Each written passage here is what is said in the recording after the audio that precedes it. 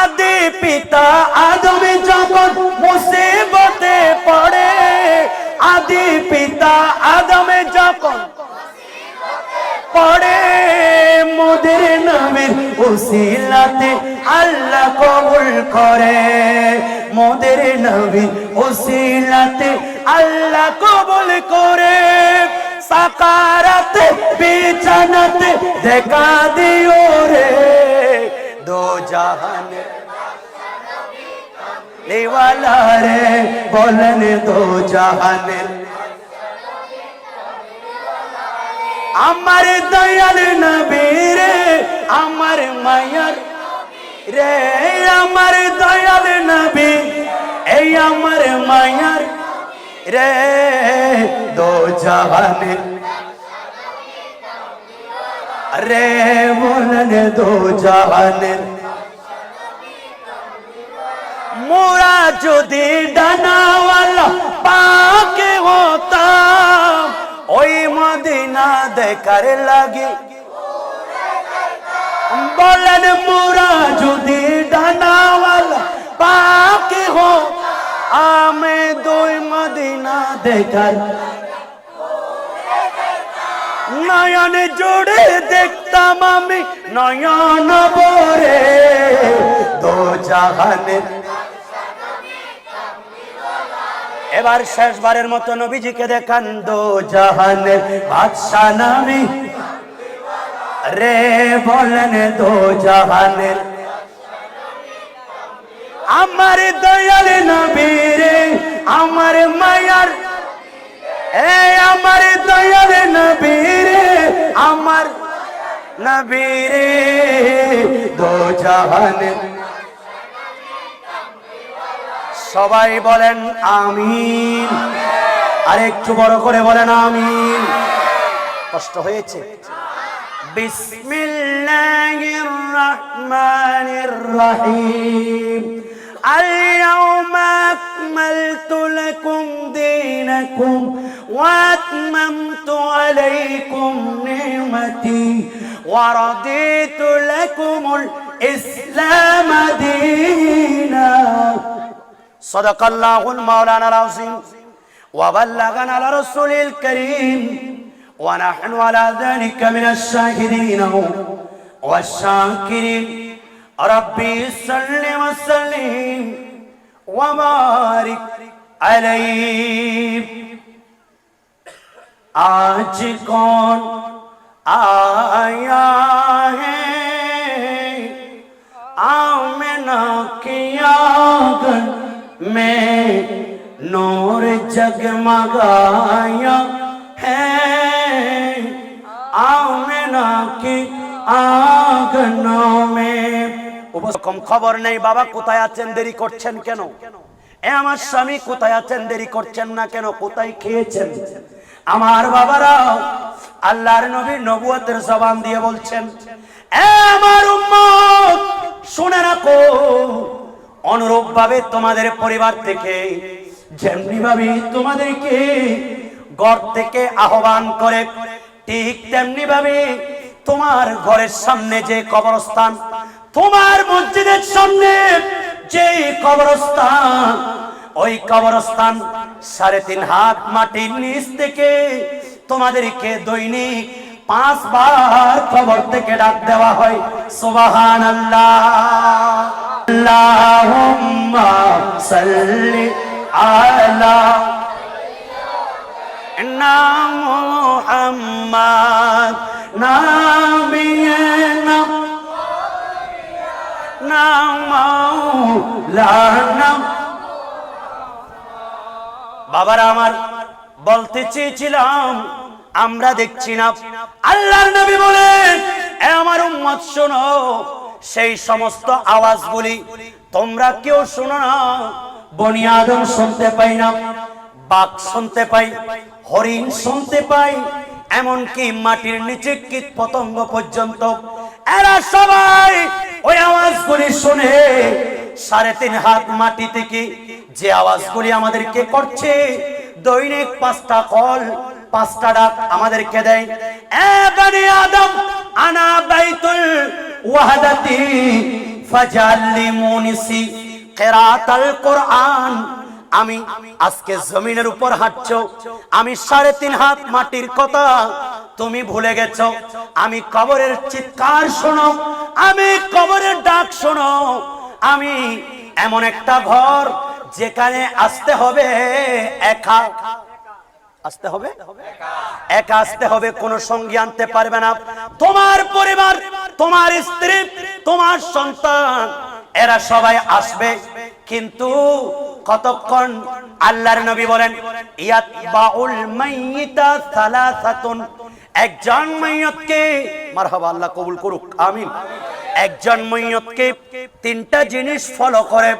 একজন মানুষ যখন ঘর থেকে এই সুন্দর মনোরম একটা ঘর বানিয়েছেন, অনেক বাবারা 40 বছর আপনি প্রবাস জীবন কাটিয়েছেন, টাকা ইনকাম করেছেন, কত কষ্ট করে, কত সুন্দর টাইলস দিয়ে একটা ঘর নির্মাণ করেছেন। মাত্র 5 বছর আপনি সেই ঘরে থাকতে পেরেছেন, বাকি জীবন প্রবাস জীবনে কাটিয়েছেন, ইন্তেকাল হয়ে যাচ্ছেন। আজকে আপনার পরিবার, আপনার স্ত্রী যে আপনার সাথে 60 বছর সংসার করেছে, 70 বছর সংসার করেছে, যেই সন্তানের জন্য আপনি মাথার ঘাম পায়ে ফেলেছেন, মেহনত করেছেন, সেই সন্তানদেরকে বলেন, যদি আপনার একজন সন্তান বিদেশ থেকে আসে, বাবারা আজকে সকালে বা দুপুরে ইন্তেকাল করেছি, আমাকে একটু আজকের রাতটা তোমার সাথে রাখো। সন্তান বলবে বাবা রাখতে পারবো না, স্ত্রী বলবেন নয় নয়, কারণ পৌঁছে যাবে। একজন মানুষ যখন ইন্তেকাল করবে, রূহ বের হওয়ার সাথে সাথে মাত্র কয়েক মিনিট, সর্বোচ্চ মাত্র 5 থেকে 6 মিনিটের মধ্যে মানুষের রক্তগুলি শক্ত হয়ে যায়, জমাটবদ্ধ হয়ে যায়।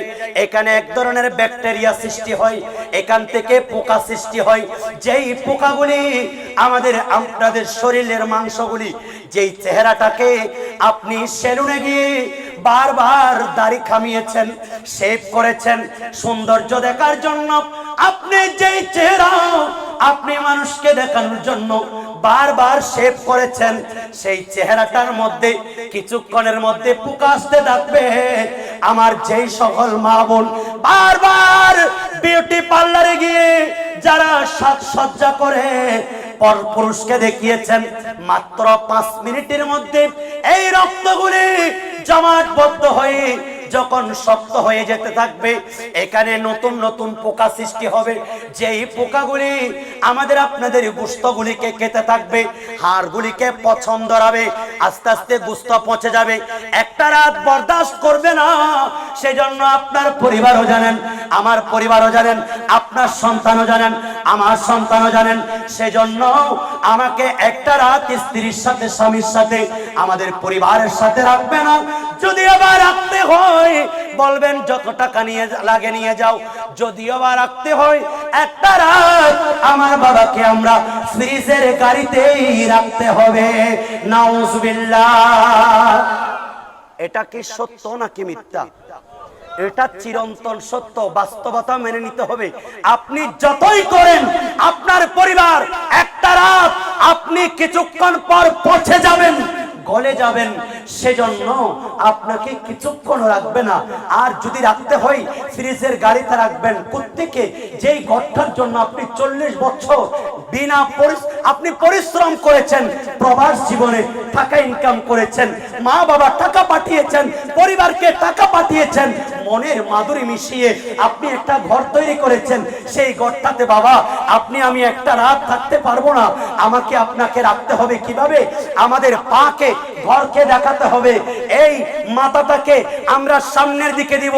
এই পরিবার শুনে রাখো, এ আমার স্ত্রী শুনে রাখো, এ আমার স্বামী শুনে রাখুন, এ আমার সন্তান সন্ততি শুনে রাখো, আত্মীয় স্বজন, আমি আজকে তোমাদেরকে এই পা দেখিয়ে তোমাদেরকে মাথা বাইরে দিয়ে চলে যাচ্ছি।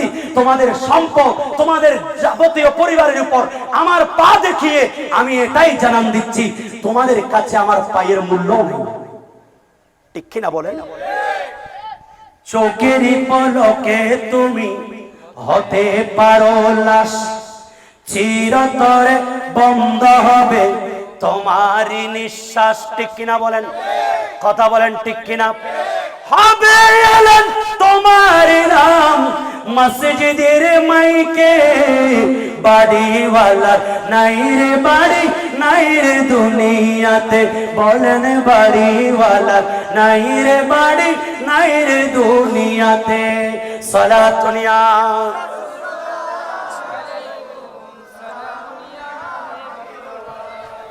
আল্লাহর নবী বলেন এই মানুষ এই কবরটা বাবা আমাদেরকে ডাকতেছেন এই কবর থেকে আমাদেরকে আহ্বান করছে অমুক এই কবরে আসতে হবে তোমাকে একা হ্যাঁ হ্যাঁ তোমার পরিবার আসতে না পারবে ইয়াতবাউল মাইয়িতা সালাসাতুন একজন মাইয়তকে তিনটি বিষয় ফলো করে ইসনানে ইয়ারজিও ইসনান দুটি আবার রিটার্ন করবে মাইয়তের উপর যখন মাটি পড়বে ওই মাটি দেওয়ার দেরি এই দুটো জিনিস রিটার্ন করবে ওয়া মালিহি ওয়া মালুহু ওয়া আহলুহু তার পরিবার পরিজন তার বন্ধু বান্ধব আত্মীয় স্বজন যাদের কারণে আজকে চায়ের দোকানে বসে বসে আপনি আড্ডা দিয়েছেন নামাজের আযান দেওয়া হচ্ছে হাইয়া আলাস সালাহ নামাজের জন্য আসো হাইয়া আলাল ফালাহ একটা সফল জীবন যদি চাও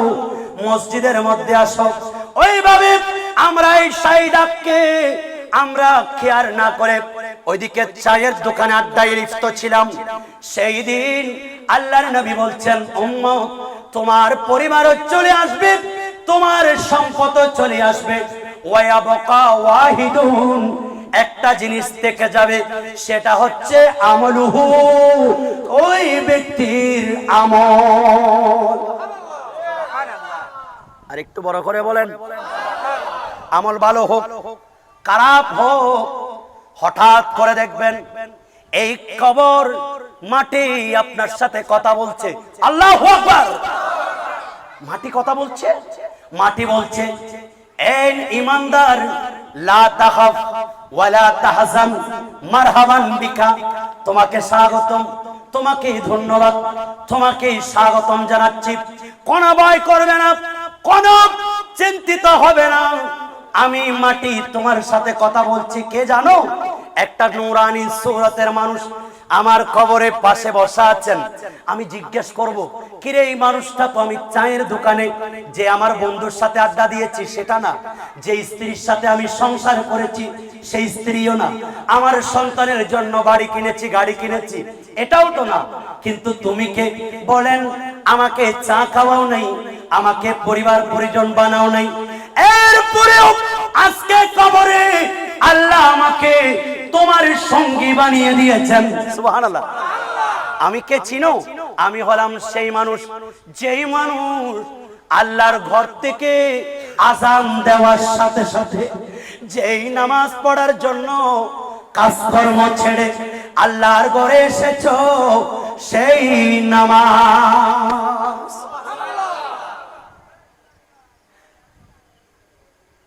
নামাজকে বলো না কাজ আছে কাজকে বলেন আমার নামাজ আছে ঠিক কিনা নামাজ বিহীন পড়ো পারে কি জবাব দিবেন আপনি প্রভুর দ্বারে ফজর কাটে ঘুমের ঘরে জোহর কাজে কাজে আসর কাটে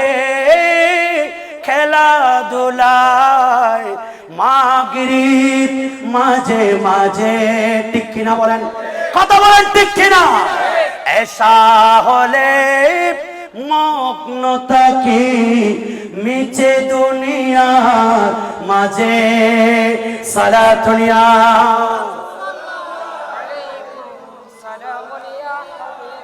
ওই সময় এই মানুষ আমাদেরকে বলবে আমি কে জানো ওই মাহফিলে বসে বসে কোরআন শুনেছো নবীর হাদিস শুনেছো নবীর উপর দরুদ পড়েছো মানুষকে দেখলে সালাম দিয়েছো কারো সাথে একটু হাসি মুখে কথা বলেছো একদত পক্ষে কারো গীবত করো নাই মানুষকে সৎ পরামর্শ দিয়েছো এইভাবে ভালো কাজ যত আছে যেগুলি করেছ সমস্ত ভালো কাজকে আল্লাহ একত্রিত করে আজকে তোমার সাথে আমাকে কবরে পাঠিয়েছে।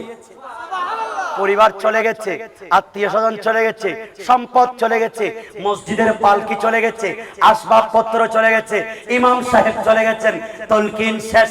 এবার মুনকার নাকির সওয়াল জবাব শুরু করবেন।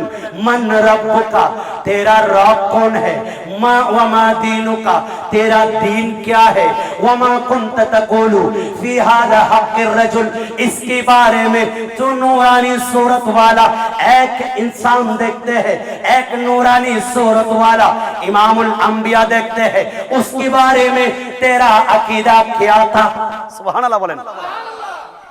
मुनकर नकीर काढ़ेगे मुनकर नकेरो सर पर, न कोई हामी न कोई यावर। सुभान अल्लाह। बता तो आकर मेरे पैगंबर के सख्त मुश्किल जवाब में उठा दो पर्दा, दिखा दो चेहरा के नूरे बारी हिजाब में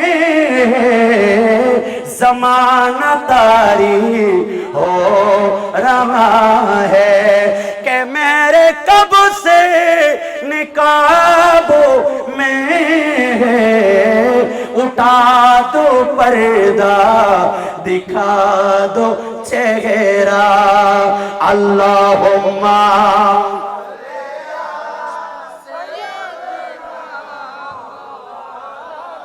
मुहम्मद वाला आली।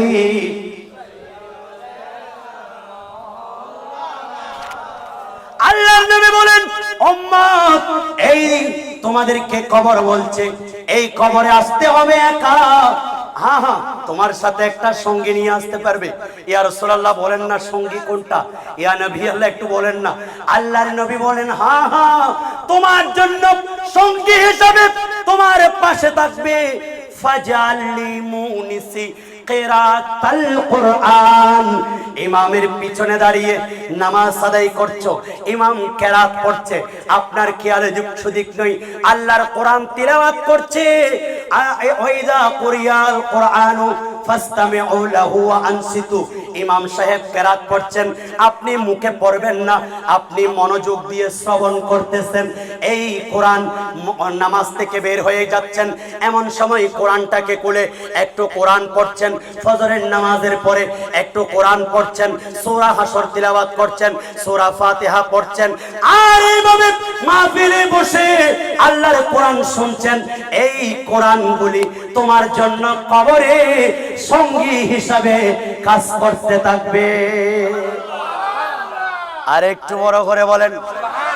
দ্বিতীয় নাম্বার কবর আমাদেরকে বলছে, আনা বাইতুল জুলমাতে ফানাফিরলি।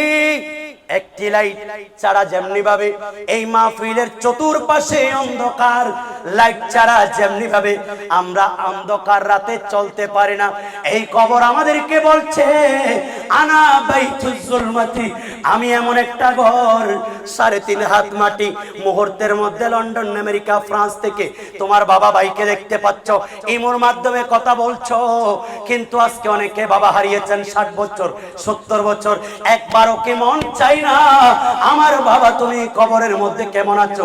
3.5 হাত মাটির নিচে কি হচ্ছে কিছুই জানি না আমরা। এই 3.5 হাত মাটি বলছে আমি এমন একটা ঘর, যে ঘর থেকে একটা অন্ধকার মাটি যখন দিয়ে দেওয়া হয় দুনিয়ার আলো প্রবেশ করবে না, সেজন্য অন্ধকার ঘরের মধ্যে তোমার সাথে আসার সময় কাফনের মধ্যে একটা লাইট নিয়ে আসবে। সুবহানাল্লাহ। টর্চ লাইট গুয়ারা কাফনের ভিতরে ডুবাই দিলাম, খামইব না কন্না বাজি।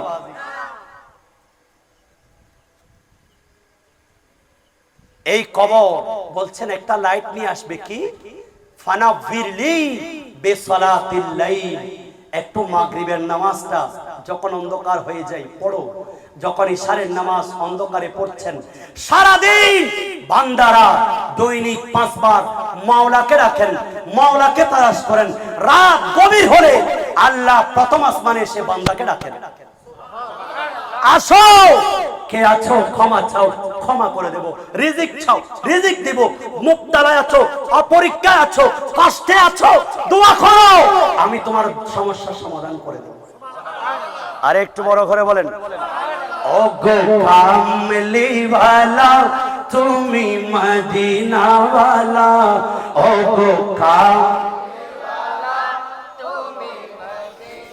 আর একটু জবান খুলে বলেন, নবীজিকে শোনান।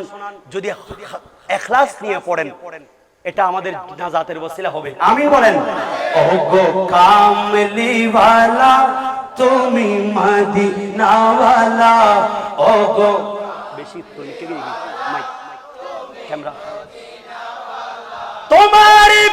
তোমারি জন্য জগৎ উজালা, কামলি ওয়ালা তুমি, সবাই आओ गो कामली वाला तुम्ही तराने वाला, तुम्ही बचाने वाला, सुभान अल्लाह। तुम्ही तराने वाला, तुम्ही बचा, तुम्हें जैसा के बेकौसर नूरी मौला, कामली आ তুমি মদিনা ওয়ালা, ও গো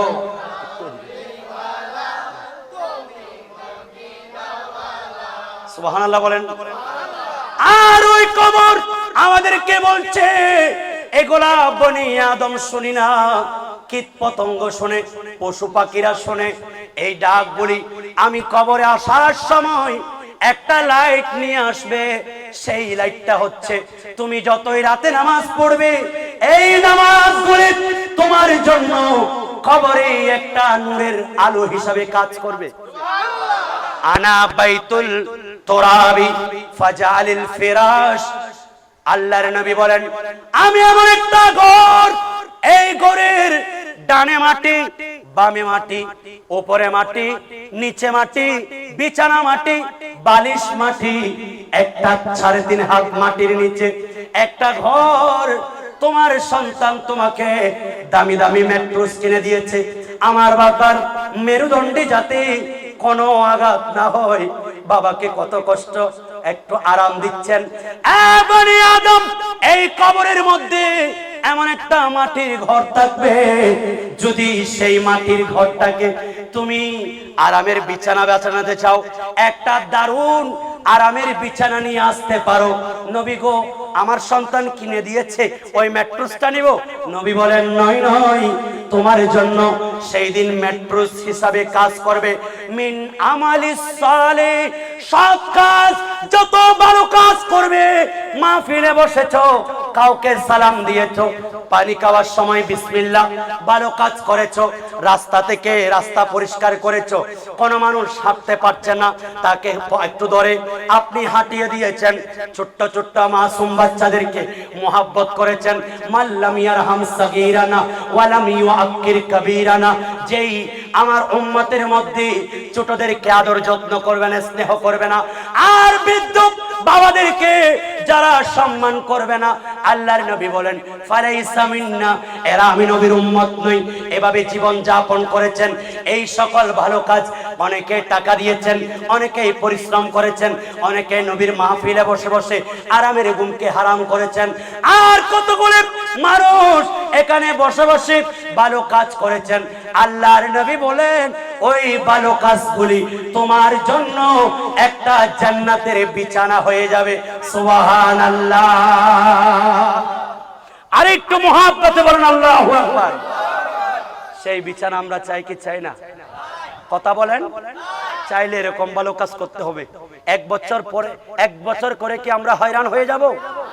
আলা হযরত ইমামে আসিমুল বারকাত ইমাম আহমদ রাজা খা ফাজিলে বেরেলি রহমাতুল্লাহ আলাইহি বলছেন যে, এই আশিকে রাসূলরা শুনো, আজকে যারা নবীর ঈদে মিলাদুন নবীর বিরোধিতা করছো, তোমরা বিরোধিতা করতেই থাকো, আমার শেষ নিঃশ্বাস পর্যন্ত আমি নবীর তারিফ করতেই থাকবো। আর একটু বড় করে বলেন, হাসরে তক ডাক লেকে हम पैदाइश से मौला का दो, सुभान अल्लाह, मिसल फारस नजीद के खिलना गिराते जाएंगे। बड़ो करे बोलें, खाके हो जाए अदब जलकर मगर हमें तो रजा, दम में जब तक दम है जिक्र नबी जब मकानो गोरे। और आज तो बहुत ही 11:30 বাজে গিয়ে ওনার কষ্ট হয়ে যাবে। আল্লাহর নবী রহমাতুল আলামিনের এজাল্লাহ আর আখেরি চাহা সোমবার সফর মাসের শেষ বুধবার আমরা গোসল করলে কারো যদি কুষ্ঠরোগ থাকে কুষ্ঠরোগ ভালো হবে, কারো যদি পাইলস থাকে পাইলস রোগ, এদের পাইলস ভালো হয়ে যাবে। এই আয়াতে শাফা আয়াতে সালাম পড়ে পড়ে রাসূলুল্লাহর সুন্নাত আদায় করতে গিয়ে আমরা এই দিন আখেরি চাহার সোমবার আমরা গোসল করি। সুবহানাল্লাহ বলেন, আর একটু বড় করে বলেন। আল্লাহর নবী রাহমাতুল লিল আলামিন এভাবে সেই দিন, এই দিন থেকে আর 12 দিন রবিউল আউয়াল শরীফের 1 তারিখ থেকে 8 তারিখ পর্যন্ত আল্লাহর নবী সেই দিন বিকাল বেলা আবার অসুস্থ হয়ে গেলেন। যেই সময় কষ্ট এবং সুখ দুটো একত্রিত হয় সেই সময় খুশিটা উদযাপন, যেমন রাসূলুল্লাহর ইন্তেকাল 12ই রবিউল আউয়াল, আল্লাহর নবীর জন্ম 12ই রবিউল আউয়াল, সেজন্য দুটো যেহেতু একত্রিত হয়েছে এখানে খুশিটা উদযাপন করতে হবে আল্লাহর নবীর। সেজন্য আমরা আল্লাহর নবীর আগমন ঈদে মিলাদুন নবী খুশি উদযাপন করি। সুবহানাল্লাহ। 8 দিন পর্যন্ত রাসূল পাক বেশি অসুস্থ হয়ে গেলেন। সাহাবায়ে কেরাম চতুর্দিকে চোখের পানি ছেড়ে দিয়েছে। হায় হায়, রাসূলুল্লাহকে আমরা দেখে দেখে নামাজ পড়তাম, যেই নবীকে দেখে আমরা আমাদের অন্তর প্রশান্ত করতাম, যেই নবীকে দেখলে আমাদের ক্ষুধা তৃষ্ণা থাকতো না, যেই নবীর দরবারে আসলে ওয়াইন কথা কাহ আমাদের কোনো ধরনের অনুভূতি থাকতো না, আমরা রাসূলুল্লাহকে দেখলে আমাদের আর কোনো চিন্তা থাকতো না। আজকে রাসূলুল্লাহ আমাদের কাছ থেকে বিদায় নেবেন। সূরা নসর আল্লাহ ইযা জা নাসরুল্লাহি ওয়াল ফাত এটা নাজিল করলেন, আর একটা আয়াত নাজিল করলেন বিদায় হজের ভাষণে 8-9 জিলহজ কসওয়া নামক উটের উপর জুমার দিন আসরের সময় আরাফাতের ময়দানে আল্লাহর নবীর উপর আল্লাহ একটা আয়াত নাজিল করলেন, বিসমিল্লাহির রহমানির রহিম, আল ইয়াউমা আকমালতু লাকুম দীনাকুম ওয়া আতমামতু আলাইকুম নি'মাতি ওয়া রাদিতু লাকুমুল ইসলাম দীনা। সুবহানাল্লাহ। আজকের দিন অর্থাৎ আরাফাতের ময়দানে আজকের দিন তোমাদের জন্য আমি পরিপূর্ণ করে দিলাম। আজকের দিন তোমাদের জন্য আলিয়াউমা আকমালতু লাকুম দীনাকুম ওয়া আতমামতু আলাইকুম নি'মাতি, আমি আল্লাহর যত নিয়ামত তোমাদের উপর প্রয়োজন আমি পরিপূর্ণ করে দিলাম। ওয়ালাকুম ওয়া রাদিতু লাকুমুল ইসলাম দীনা, আমি দিন হিসাবে ইসলামকে সিলেক্টেড করলাম, অন্য কোন ধর্মকে আমি বলছি না, একমাত্র ইসলামকে আমি তোমাদের জন্য সিলেক্টেড করলাম। ওয়া রাদিতু লাকুমুল ইসলাম দীনা, আজকে আমি ইসলামকে তোমাদের জন্য দিন হিসাবে পরিপূর্ণ করলাম। এই আয়াতে কারিমা রাসূলুল্লাহ বিদায় হজের ভাষণ থেকে এসে এই 8 দিনের মধ্যে শেষ 12ই রবিউল আউয়ালের এমন সময় মসজিদে নববীতে এসে মিম্বার শরীফে আরোহণ করলেন। এমন সময় সবাইকে লক্ষ্য করে বলছেন, ওহে আমার সঙ্গী সাথী, আমি দীর্ঘ 63 বছর তোমাদের সাথে ছিলাম, আজকে আমি নবী তোমাদের কাছে এসেছি, আমি নবী যদি আমার এই 63 বছর জিন্দেগিতে আমার কথায় কাজে কষ্টে পাও, আমার যদি কোনো আচরণে তোমরা কষ্ট পেয়ে থাকো, আমার কাছ থেকে কেউ যদি হক পাও, আমাকে আল্লাহর আদালতে আমাকে বেইজ্জত করবে না, সেই দিন আমাকে আল্লাহর কাছে ছোট করবে না। আমার কাছে পাওনাদার থাকলে একটু দাঁড়িয়ে যাও, আমি তাদের পাওনা আদায় করব। কারো উপর যদি আমি নবীর প্রতি বিদ্বেষ থাকে, আক্রোশ থাকে, আমি নবী যদি কাউকে কষ্ট দিয়ে থাকি, একটু দাঁড়াও, আমি আজকে তোমাদের সেই পাওনাগুলি মিটিয়ে দেব। এমন সময় আল্লাহর নবীর সাহাবায়ে কেরাম আরো বেশি কাঁদছেন। রাসূল পাক বলছেন, মান কুনতু জালাতু জাহারান ফাহাজি জাহারি। এ আল্লাহর আমার সাহাবায়ে কেরাম, আমাকে আল্লাহর কাছে লজ্জিত করিও না। বাবারা একটু শিক্ষা নেন, মৃত্যুর আগে কি করবেন। আল্লাহর নবী বলছেন, আমি যদি তোমাদের কাউকে অন্যায়ভাবে চাবুক মারি, এই নাও আজকে আমার পেট আছে, তোমরা আমাকে চাবুক মেরে তোমাদের প্রতিদান নিয়ে নাও। সুবহানাল্লাহ। ওয়ামান কুনতু শাতামতু, আমি যদি কাউকে গালি দিয়ে থাকি, মন্দ কথা বলি, তোমাদেরকে করো সময় অন্যায়ভাবে আঘাত করে আমি এখানে আসছি, আমার এখানে পিঠ দিয়ে দিচ্ছি, ফাহাদা জাহারি ফালিয়াস্তাকিত মিন্নি, আমার কাছ থেকে প্রতিদান নাও। এইভাবে সাহাবায়ে কেরাম যখন এক এক করে বলতে লাগলেন, আল্লাহর নবীর রহমতুল্লিল আলামিনের দরবারে সাহাবী একজন দাঁড়িয়ে গেলেন, নবী গো, আপনি যদি বারবার না বলতেন আমি দাঁড়াতাম না।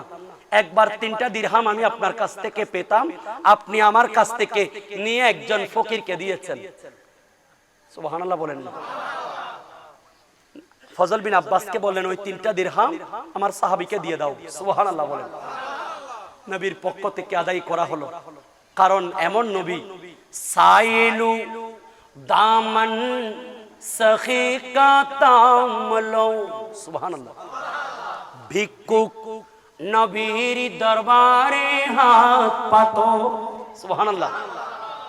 সাইলু দামনে सखे का तामलो, कुछ ना कुछ इनाम हो ही जाएगा, जाएगा जाएगा जाएगा, लुत्फ उनका आम हो ही जाएगा, शाद हर ना काम हो ही जाएगा, सारा दुनिया।